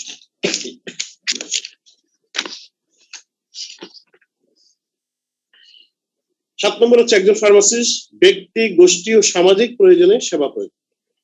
এই বিষয়টা একটু বড় বিষয়। সেটা হচ্ছে যে যখন আপনি দোকানে আছেন, তখন যখন একজন ব্যক্তিকে যেমন সেবা প্রদান করছেন, অর্থাৎ একজন রোগী যখন প্রেসক্রিপশন নিয়ে আসতেছেন তাকে যেমন সেবা করতেছেন, সেটা করবেন। আবার গোষ্ঠীর প্রয়োজন, অর্থাৎ আপনার এলাকায়, আপনি মহল্লায় যখন কোনো বড় ধরনের কোনো দুর্ঘটনা ঘটবে বা অন্য কোনো যে কোনো প্রয়োজনে আপনি সেই গোষ্ঠীবদ্ধ মানুষ, সেইখানেও আপনি সাহায্য করবেন। আবার সামাজিক প্রয়োজন, সমাজে যে কোনো সময় কোনো ইমার্জেন্সি ঘটলে যেখানে আপনার প্রয়োজন হবে সেখানেও আপনি সেবা দিবেন। অর্থাৎ আপনি যেমন সারাদিন দোকানে বসে একজন রোগীকে সেবা দিবেন, আপনার সমাজের সেবা দিবেন এবং একটা গোষ্ঠীবদ্ধ মানুষকে আপনি সেবা দিবেন। কারণ আপনি একজন প্রফেশনাল, আপনি একজন পেশাজীবী এবং আপনি অন্যদের চেয়ে আলাদা, এবং আপনি একটা মানবিক সেবায় নিয়োজিত আছেন। 8 নম্বর হচ্ছে একজন ফার্মাসিস্ট স্বাস্থ্য সেবার সাথে সম্পর্কিত পণ্য, উপকরণ, সম্পদ বন্টনের ক্ষেত্রে ন্যায় বিচার করবে। স্বাস্থ্য সেবার সাথে যে সমস্ত পণ্য আমরা পাই, সেগুলা বা উপকরণ বা যে সমস্ত সম্পদ যেগুলো সরকারি থেকে আসতে পারে, সেগুলোর ব্যাপারে আপনি সবসময় লয়াল থাকবেন, ন্যায় বিচার করবেন। এ ব্যাপারে এগুলোর বন্টন, ব্যবহার ব্যাপারে যেন কখনো কোনো অনিয়ম না হয়, সেদিকে আপনাকে সজাগ থাকতে হবে। এবার আসেন নেক্সট স্লাইড। গ্রেড সি ফার্মাসিস্টে ফার্মেসি টেকনিশিয়ান দায়িত্ব ও কর্তব্য। এবার আসেন ওই একই কথা, যে আপনার কি দায়িত্ব। এতক্ষণ যে কথা বললাম যে আপনার কি কি ইথিক্স আছে, আপনার মধ্যে কি কি বিষয় আছে, সেই বিষয়ের আলোকে আপনি এখন আপনার কি দায়িত্ব কর্তব্য সেই বিষয়টা আপনাকে মনে রাখতে হবে। অনেক আমি একটু কথা বলার পারমিশন চাচ্ছি, প্লিজ। সব ট্রেনিদের সবাই যারা উপস্থিত আছে, আপনারা দয়া করে একটু কনসেন্ট্রেশন দিবেন। এখানে অনেকে দেখছি জনি ভাই একটু প্লিজ। হ্যালো জনি ভাই, আপনাকে দেখা যাচ্ছে না। হ্যাঁ, তারপরে এখানে হচ্ছে রাইহানুর রহমান ভাই, প্লিজ একটু কনসেন্ট্রেশন দেন। তারপরে এদিকে আছে একটু হানিফ খান ভাই, ভিডিও কি অন আছে? আচ্ছা, হানিফ খান ভাই ভিডিওটা অন রাখবেন। এদিকে সবার ঠিক আছে, দেখতেছি আরেকজন এদিকে সবারটা ঠিক আছে। সবাই একটু কনসেন্ট্রেশন দিবেন, দয়া করে সবাই একটু কনসেন্ট্রেশন দিবেন। টেকনো স্পার্ক 5, হ্যাঁ ঠিক। হ্যাঁ, সবার ভিডিওটা একটু অন রাখবেন, সবার ভিডিওটা একটু অন রাখবেন। আজিজুল্লাহ ভাই ভিডিও অন আছে। মিনহাজুর রহমান ভাই ভিডিও অন করবেন, খোরশেদ আলম ভাই ভিডিও অন করবেন, দীপ্ত শাহ ভিডিও অন করবেন, ফিরোজ আলম ভাই ভিডিওটা অন করবেন, আপনারা সবাই ভিডিওটা অন করবেন। হ্যাঁ, খোরশেদ আলম ভাই ভিডিওটা অন করবেন, ফিরোজ ভাই ভিডিওটা অন করবেন। ভিডিও তো অন করাই আছে। হ্যাঁ ঠিক আছে ঠিক আছে ঠিক আছে ঠিক আছে স্যার, স্যার সবাই একটু ভিডিওটা অন করবেন, সবাই একটু ভিডিওটা অন করবেন। স্যার, স্যার কন্টিনিউ করেন। হ্যাঁ, থ্যাংক ইউ। এবার আসছি আমি যে গ্রেড সি ফার্মাসিস্টদের, ফার্মেসি টেকনিশিয়ান ভাইদের দায়িত্ব ও কর্তব্য, দায়িত্ব এবং কর্তব্য। এতে আপনারা কি করবেন সেই বিষয়গুলো এখানে বিস্তারিতভাবে বলা আছে। এর বাইরেও অনেক কথা আছে, আমরা যে শুধু এগুলোর মধ্যেই সীমাবদ্ধ থাকবো তা না, এর বাইরেও অনেক কথা আছে, বিষয় আছে, সেগুলো আমরা মেনটেন করব। যেমন সরকার অনুমোদিত স্ট্যান্ডার্ড অনুযায়ী মডেল মেডিসিন শপ পরিচালনা করা। সরকার মডেল মেডিসিন শপ কিভাবে পরিচালনা করবেন সে ব্যাপারে একটা ক্রাইটেরিয়া সেট করেছে। সেই ক্রাইটেরিয়া সেট করে আপনার দোকান পরিচালনা করতে হবে। আপনি ভাবতে পারেন যে আমার দোকান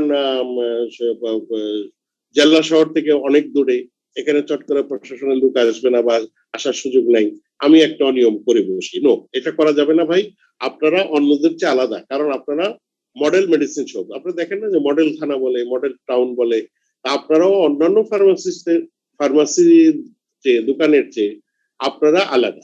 এত আপনাদের এই আলাদা হওয়ার ব্যাপারে আপনাদের সর্বাগ্রে সহযোগিতা লাগবে এবং আপনাদের আন্তরিকতা লাগবে। সেটা করতে হলে কি করতে হবে? সরকার যে মডেল মেডিসিন শপের যে ক্রাইটেরিয়া সেট করে দিয়েছে সেই ক্রাইটেরিয়া অনুযায়ী আপনাকে দোকানটা অপারেট করতে হবে। দোকানের সাইজ, সে দোকানে কিভাবে ওষুধ সাজাবেন, কিভাবে কাউন্সিলিং করবেন, এই বিষয়গুলো আপনাকে মেনটেন করতে হবে। 2 নম্বর হচ্ছে গুড ডিসপেন্সিং প্র্যাকটিস অনুসরণ করে মডেল মেডিসিন শপে ওষুধ বিক্রয় করা, ডিসপেন্স করা অর্থাৎ বিতরণ করা, এইটা অনুসরণ করতে হবে। অর্থাৎ আপনারা অনেকেই ওষুধের দোকানে ওষুধপত্র এলোমেলো ভাবে ছড়িয়ে ছিটিয়ে রাখেন আলমারিতে, সেভাবে রাখা যাবে না। ডিসপেন্সটা এমন ভাবে করতে হবে যেটা কিনা একজন সাধারণ ক্রেতার দৃষ্টিগোচরে আসে এবং আপনার দোকানটা দেখে আপনার দোকানকে কিভাবে ওষুধ সাজিয়েছেন সেটা দেখেই যেন সে বুঝতে পারে আপনার দোকানের স্ট্যান্ডার্ডটা কেমন। 3, মডেল মেডিসিন শপে ওষুধ ডিসপেন্সিং এর সময় কাউন্সিলিং করা, যেটা আমি আগেও বলেছি। সেটি হচ্ছে যে ওষুধ একজন রোগীকে বা রোগীর সাথে আগত যিনি থাকবেন তাকে ওই ডাক্তার সাহেবের প্রেসক্রিপশনটা সম্পর্কে সুন্দর করে তাকে বুঝিয়ে দিতে হবে, কিভাবে কখন কোন ওষুধটা খাবে, কোনটা খাবারের আগে খাবে, কোনটা খাবারের পরে খাবে, ইত্যাদি বিষয়গুলো তাকে কাউন্সিলিং করে বুঝিয়ে দিতে হবে। তারপরে মডেল মেডিসিন হিসেবে ওষুধের মজুদ ব্যবস্থাপনা করা, এটা তো আপনারা সবাই করে থাকেন।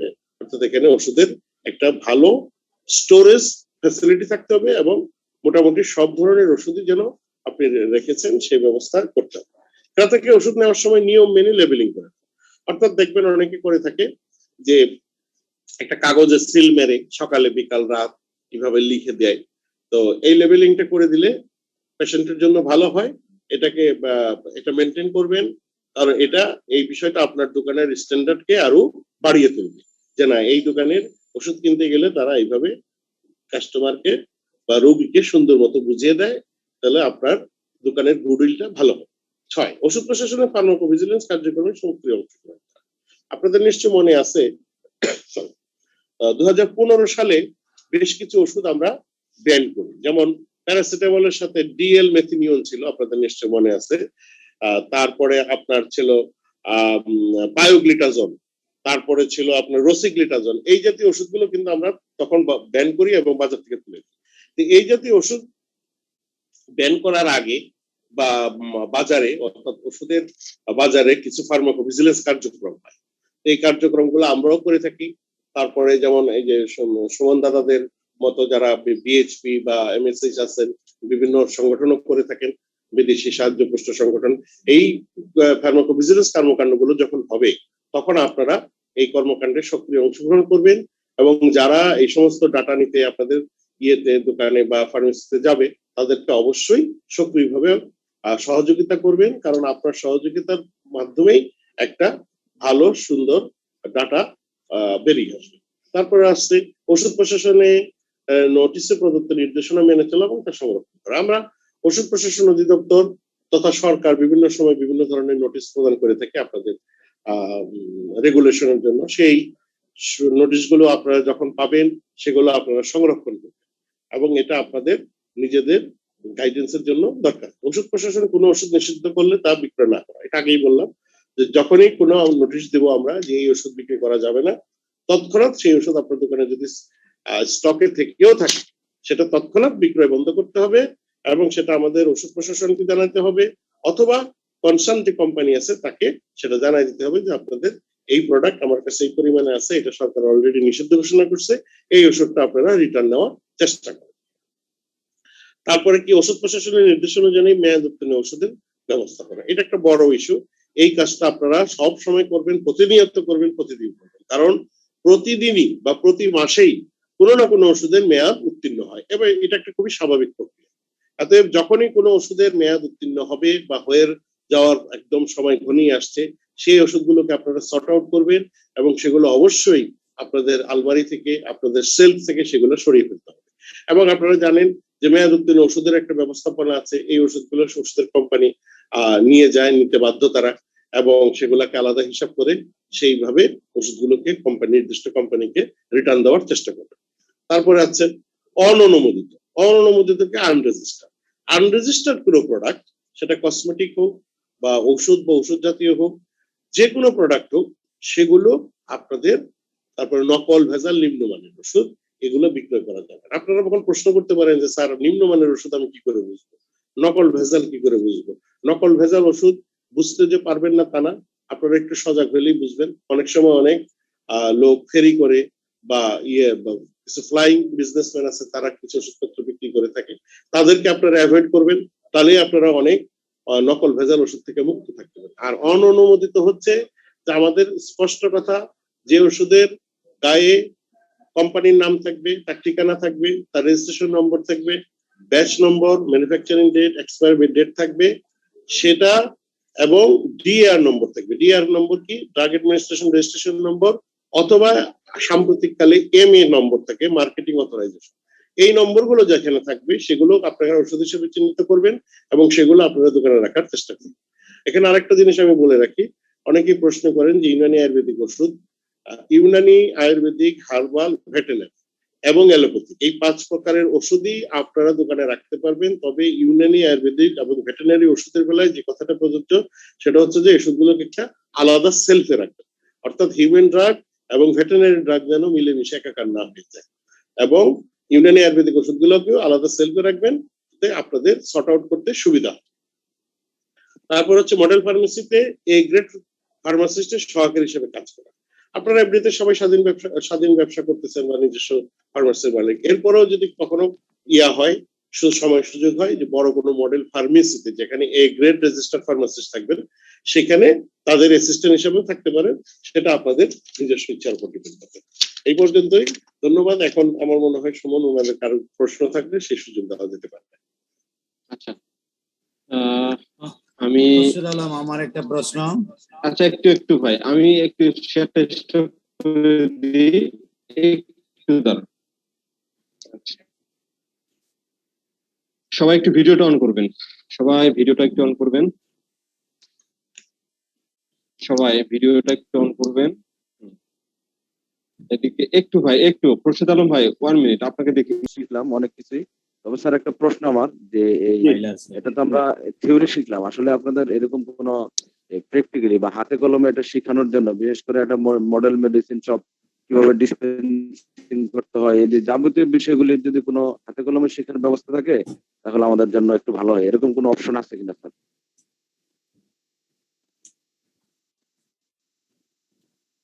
আপনি বলতে চান? হ্যাঁ হ্যাঁ, আপনি শুনতে পাচ্ছেন? জি স্যার, শুনতেছি। আচ্ছা, আপনি বলতে চাচ্ছেন যে মডেল মেডিসিন শপ বা মডেল ফার্মেসি এইটা যেভাবে পরিচালিত হচ্ছে তা থেকে আরেকটু সুন্দরভাবে করা যায়, এইটাই বলতে চাচ্ছেন নাকি? জি স্যার, জি স্যার, এখন এটাই। এখন যদি আপনাদের এরকম কোনো হ্যাঁ বলেন আমাদের। এখন স্যার আপনাদের যদি এরকম এই মাঠ পর্যায়ে এরকম বিষয়টা দেখা দেওয়ার জন্য, এমনি তো আসলে আমরা আসলে বাস্তবিক ওষুধ ব্যবসায়ী যারা আছে সবাই একটা বিষয় ভয় পায় যে ড্রাগ অথরিটি মানে জরিমানা, ব্যাপারটা এরকম না। না না না, আমরা এটা কাজটা ভাববেন যাতে না সুন্দর কখনো। করতে পারি, এই সুন্দর কাজটা করার জন্য শুনেন, এই একটা কাজটা জিনিস যাতে আমি সুন্দর করতে আপনাদেরকে- পারি, এই সুন্দর কাজটা করার জন্য একটা- যদি হাতে কলমে বা মাঠ পর্যায়ে এরকম কোনো লোকজন থাকে, তাহলে বিষয়টা মনে হয় আরো না, সেটা আমাদের জন্য আরো সহজ হয়। আগামীতে হবে।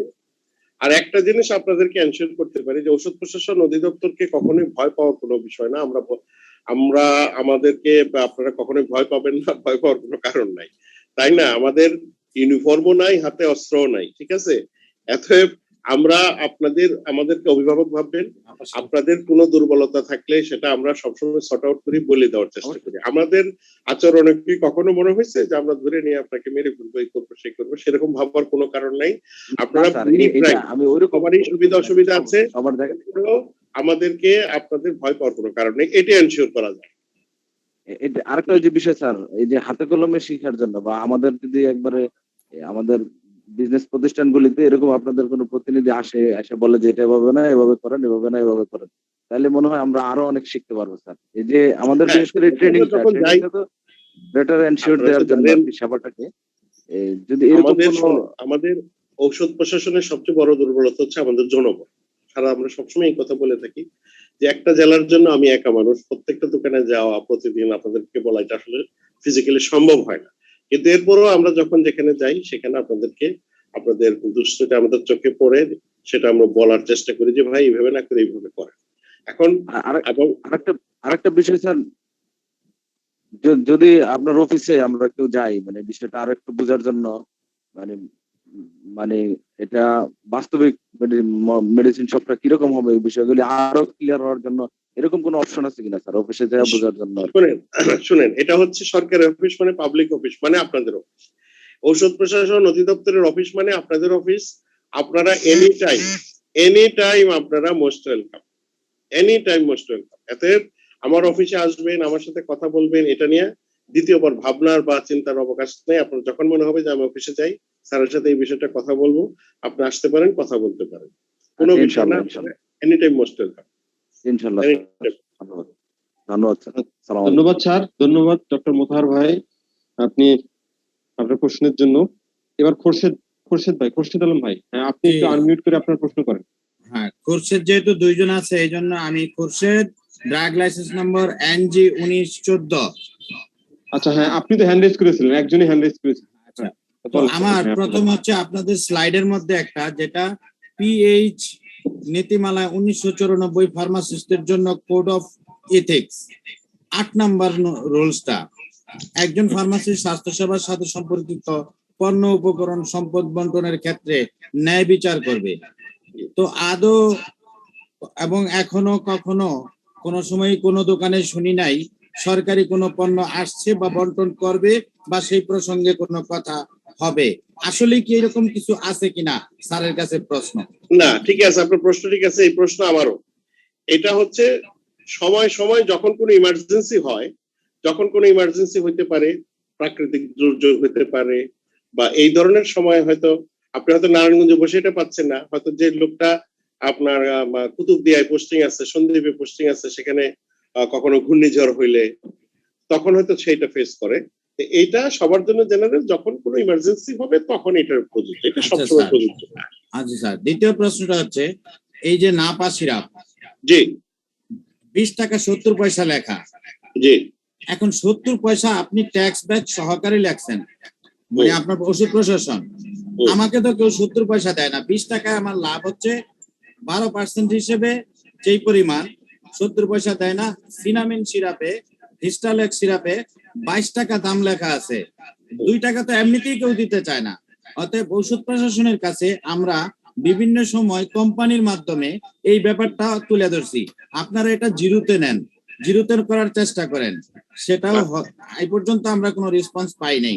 কারণ আমাদের কিন্তু এই 21 টাকা 31 টাকা 22 টাকা এটা কেউ দেয় না। আচ্ছা ঠিক আছে, আপনার প্রশ্ন আমি বুঝতে পারছি। দেখেন, আমি তো একসময় ঢাকায় চাকরি করছি, আমি প্রাইসের বিষয়টা দেখতাম।